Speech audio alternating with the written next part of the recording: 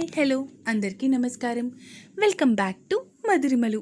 ఇంకా ఎవరైనా మన ఛానల్ని సబ్స్క్రైబ్ చేసుకొని ఉండకపోతే ప్లీజ్ ఇప్పుడే సబ్స్క్రైబ్ చేసుకోండి. ఇక లేట్ చేయకుండా మన స్టోరీలోకి వెళ్ళిపోదామా? ఉంటా నీ జతగా ఎపిసోడ్ 15. పోవే, కరెక్ట్ టైంకి వచ్చింది. ఒక్క 10 నిమిషాలు లేటుగా వచ్చుంటే దాని సొమ్ము ఏమైనా పోయేదా, అరిగిపోయేదా? అయ్యయ్యో, బాగా ఫీల్ అవుతున్నట్టున్నారు సార్.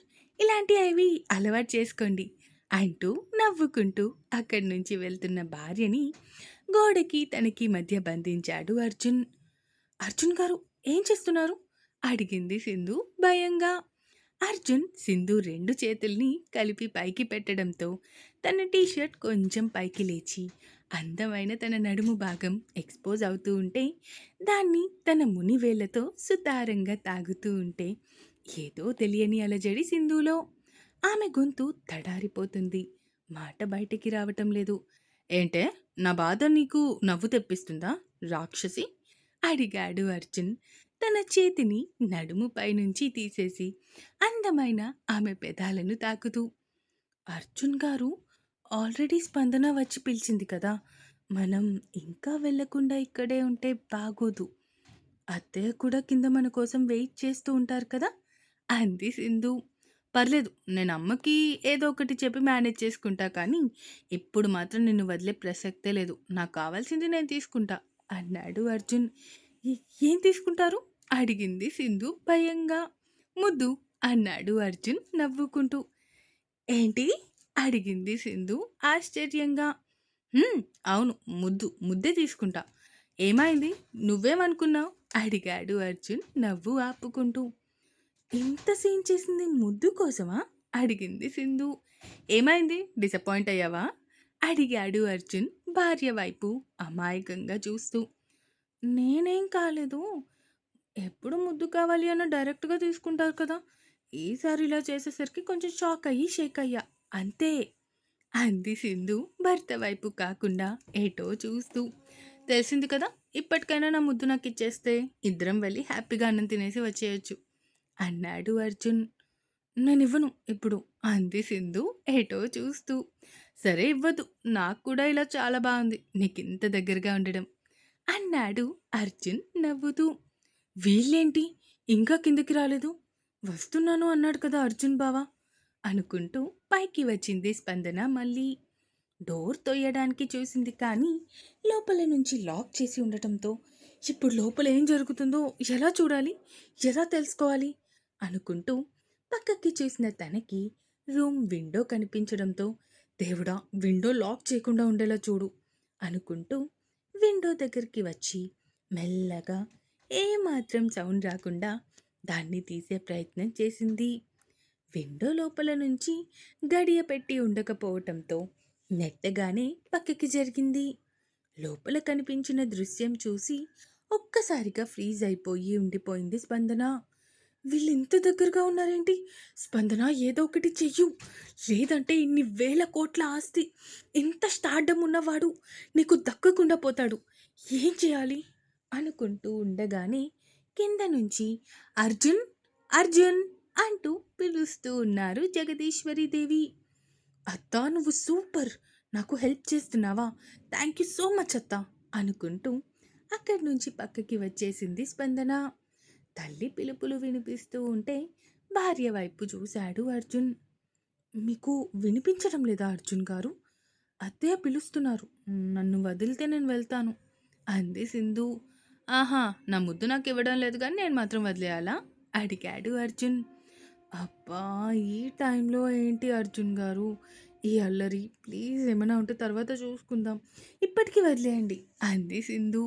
ఇప్పటికీ తప్పించుకుంటున్నావు, కానీ నెక్స్ట్ నుంచి ఎలా తప్పించుకుంటావో నేను కూడా చూస్తా అన్నాడు అర్జున్. అర్జున్ కొంచెం వదులుగా పట్టుకొని ఉండటంతో ఇక అదే ఛాన్స్ అనుకొని బయటికి వచ్చేసింది సింధు. వెళ్తున్న భార్య వైపు చూస్తూ నవ్వుకుంటూ తన వెనకే బయటికి వచ్చాడు అర్జున్ కూడా. సింధు కిందకి వెళ్ళిపోతే అర్జున్ పైనుంచే, ఏమైందమ్మా, నువ్వు ఈ టైంకి పడుకుంటావు కదా అడిగాడు అర్జున్.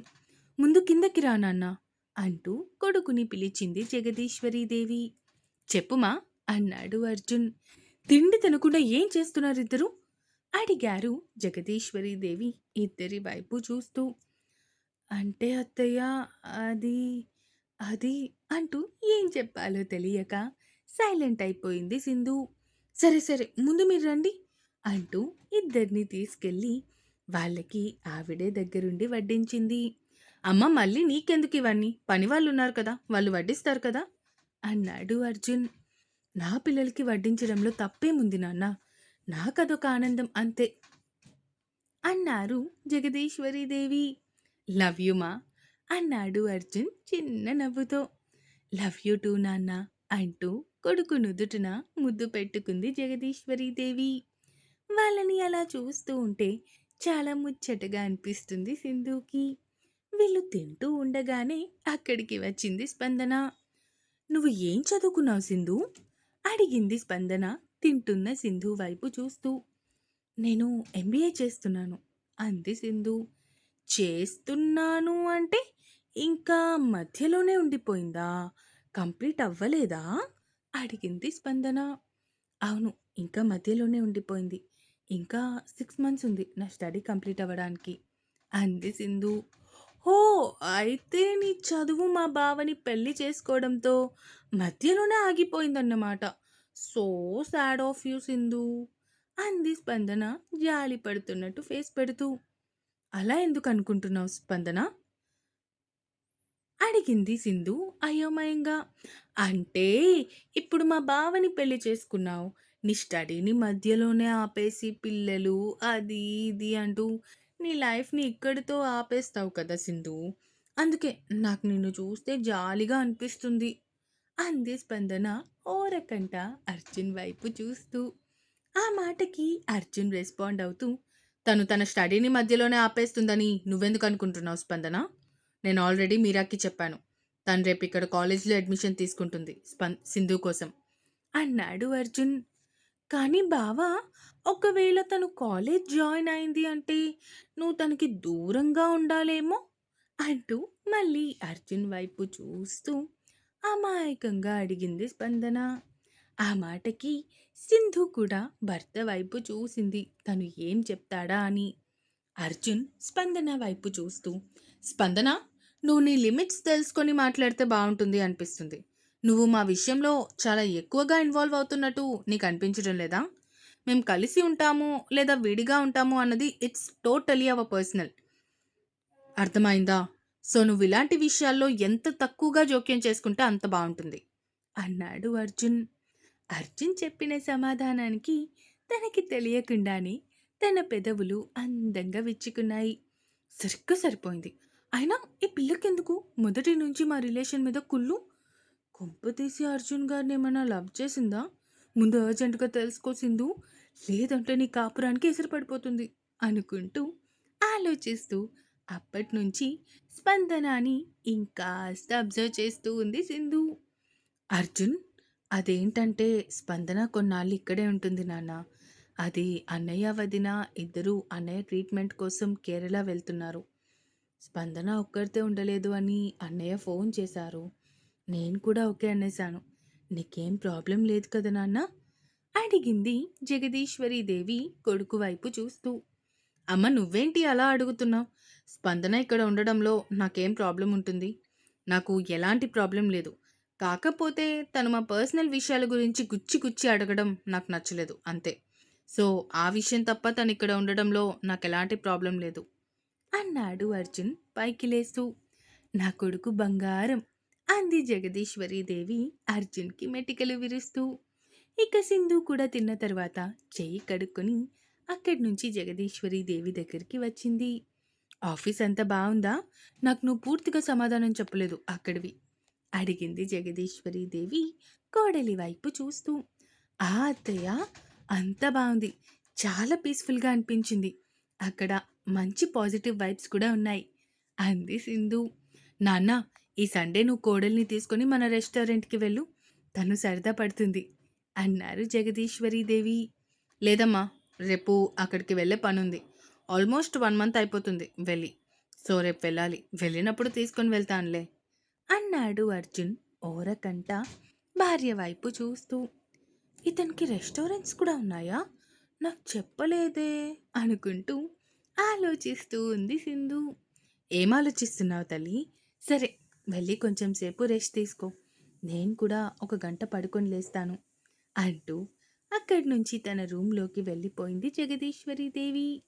స్పందన, సింధు, అర్జున్ మాత్రమే ఉన్నారు అక్కడ.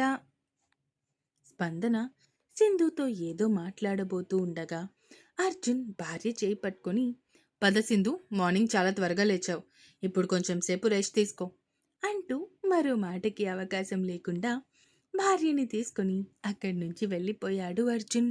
గదిలో, మీకు కోపం ఎక్కువే అర్జున్ గారు, నేనింకా మీరు చాలా కూల్ అనుకున్నా అంది సింధు. అయినా ఎవరు తను మన రిలేషన్ గురించి అడగడానికి, ప్రశ్నించడానికి? మనం కలిసి ఉంటామో లేదా దూరంగా ఉంటామో అది మన పర్సనల్ ఇష్యూ. తను అంత డైరెక్ట్గా అడగడం నాకు అస్సలు ఏమాత్రం నచ్చలేదు. మీకొకటి తెలుసా? నాకు కూడా తను మన రిలేషన్ గురించి అంతలా గుచ్చి గుచ్చి అడగడం నచ్చలేదు. కానీ తను మీ తరపు బంధువు. నేను ఇంటికి వచ్చిన గెస్ట్‌తో రూడ్‌గా మాట్లాడడం మంచి పద్ధతి కాదు అనిపించి సైలెంట్ అయిపోయాను అంది సింధు. ఆ పిల్లేంటో, ఆ పిల్ల బిహేవియర్ ఏంటో నాకు అస్సలు అర్థం కాదు తెలుసా? అన్నాడు అర్జున్ అదొక రకంగా ఫేస్ పెట్టి. సింధు మాట్లాడుతూ ఉంటే సింధు ఒడిలో తల పెట్టుకొని, నీకు ఒక నిజం చెప్పాలి సింధు. మళ్ళీ తర్వాత వేరే వాళ్ళ ద్వారా ఆ నిజం నీకు తెలిస్తే అస్సలు బాగోదు అన్నాడు అర్జున్. అవునా? ఏంటి అర్జున్ గారు అది? అడిగింది సింధు డౌట్‌గా. జగదీశ్వరి అమ్మ నా కన్న తల్లి కాదు అన్నాడు అర్జున్. అర్జున్ చెప్పింది విని షాక్ అయింది సింధు. ఏం మాట్లాడుతున్నారు అర్జున్ గారు? అత్తయ్య మీ సొంత తల్లి కాదా? నిజం చెప్పండి. మీరు నిజంగా అంటున్నారా? అడిగింది సింధు. నేను ఇలాంటి విషయాల్లో ఎందుకు జోక్ చేస్తానే పిచ్చి మొద్దు. నిజంగానే జగదీశ్వరి అమ్మ నా కన్న తల్లి కాదు, నా సవతి తల్లి. కానీ ఎప్పుడూ తను నన్ను అలా చూడలేదు తెలుసా? నాన్న నాకు 4 సంవత్సరాలు ఉన్నప్పుడు అమ్మని పెళ్లి చేసుకొని వచ్చారు. అప్పటినుంచి నాకు జీవితంలో అమ్మ లేని లోటు తీరిపోయింది. జగదీశ్వరి అమ్మ ఎంత మంచిది అంటే, మళ్ళీ తనకెక్కడ పిల్లలు పుడితే నన్ను ప్రేమగా చూసుకోదేమో అని నేను భ్రమపడతాను అనుకొని తనకి పిల్లలు పుట్టకుండా తన గర్భసంచిని తీయించేసుకుంది. అంత గొప్పది మా అమ్మ అన్నాడు అర్జున్. అర్జున్ చెప్పిన సమాధానాలకి అలా ఉండిపోయింది సింధు. అర్జున్ గారు, మీరు నిజంగా చెప్తున్నారా? అత్తయ్య మీకోసం తన గర్భసంచిని తీయించేసుకున్నారా? అడిగింది సింధు. అవును సింధు, అందుకే నాకు అమ్మ అంటే ప్రాణం. అమ్మ కోసం చచ్చిపోమన్నా హ్యాపీగా చచ్చిపోతాను అన్నాడు అర్జున్. అర్జున్ మాటలు వింటూ అలా ఉండిపోయింది సింధు. ఇంకా ఉంది. ఈ ఎపిసోడ్ ఎలా అనిపించిందో కామెంట్స్ రూపంలో తెలియజేస్తారు అని కోరుకుంటున్నాను. అలాగే సబ్స్క్రైబ్ చేసుకోవడం మాత్రం మర్చిపోకండి. ఇక ఉంటాను. Bye bye.